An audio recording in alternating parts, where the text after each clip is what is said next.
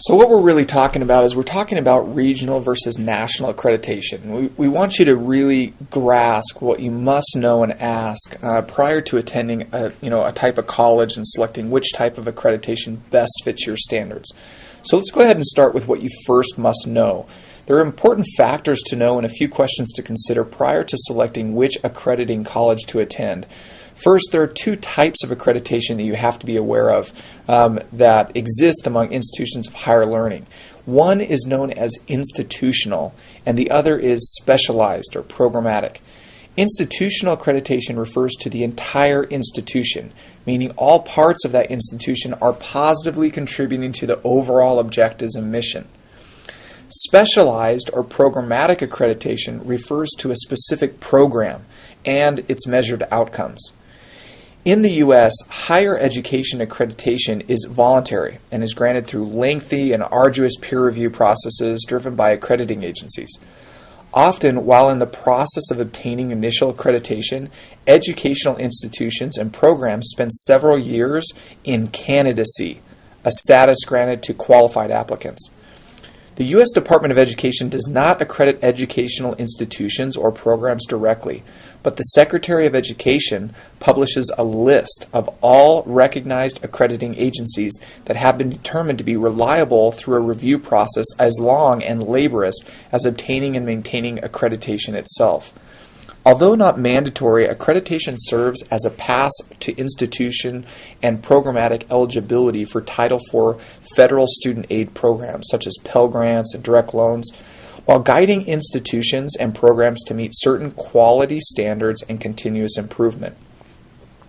The two types of institutional accrediting bodies are regional and national. Finding a school that is accredited by an agency recognized by the U.S. Department of Education is the first and most important step. There are 6 regional accrediting agencies that oversee different sections of the country.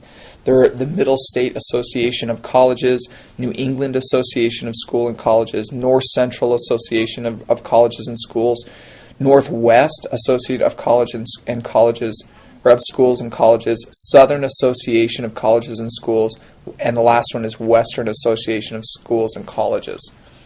Unlike their regional counterparts, national accreditors are not bound to specific geographical areas, but rather evaluate certain types of higher learning institutions. For example, the Accrediting Bureau of Health Education Schools, also known as ABHES, is recognized by the U.S. Department of Education as an institution and specialized accreditor focusing in on healthcare education. So many national accredited colleges and universities focus on vocational or trade-focused educations, for example, nursing or medical assisting. The type of institutional accreditations does not play a role in determining the quality of education at a specific college or university. There are many examples of higher quality institutions and programs under both regional and national accreditations. However, lower quality providers with poor outcomes exist under both types of accreditations as well. So you need to really be careful that when you're searching for colleges, to look for that quality factor that exists, and it exists in both regional and national accrediting colleges. So the next thing we're going to talk about is what you must ask these colleges and yourself when looking for these types of universities and colleges. So the first question is, why are you attending a specific program? If the sole goal of your completing a program of study is an immediate entry into the workforce, then institution's accreditation source, whether national or regional, will likely not make much of a difference. That's assuming that you are comparing programs of similar costs and quality. If completing a specific program will serve as an educational ladder stepping stone to a higher degree, then transferability of the earned credits and or the academic and professional credentials must be considered. Each educational institution sets its own transfer of credit policies, and there's no guarantee that any earned credit would transfer. As a general trend, most national accredited colleges and universities accept credits and credentials for both regional and national accredited institutions. However, there are some regional accredited schools that do not transfer in academic credits earned at national accrediting institutions. To learn about transfer of credit policies to any specific higher education provided, please contact the institution's admissions and or registration department, or refer to the school's academic catalog. The next question you need to ask is, what is the cost of the program? Public universities and community colleges are generally regionally accredited, and since these schools are heavily subsidized by the taxpayers, their tuition and fees can be significantly less than at most private, nationally accredited institutions. However, competition for admissions to public universities or community college could be much greater than a private institution. When evaluating the value of an educational program, one must consider the entire cost of attendance, also known as COA. Questions regarding COA should be directed to the institution's financial aid department. Among other factors that should be considered when evaluating the total value of a program are its acceptance and yield rates. In other words, how many qualified applicants receive admission offers and how many of these enroll into these programs of study? Conversely, how many qualified admissions applicants are denied or waitlisted? The opportunity cost of waiting year after year to enroll into a specific program could become significant, as the earning potential that follows being a program graduate is delayed further and further. This is really important to grasp the concept of opportunity cost. So many kids will wait year after year to get in some of these university and colleges because it's cheaper, when in fact by going to maybe a less competitive college with equal quality, you'll make a lot more money being a professional in the workplace.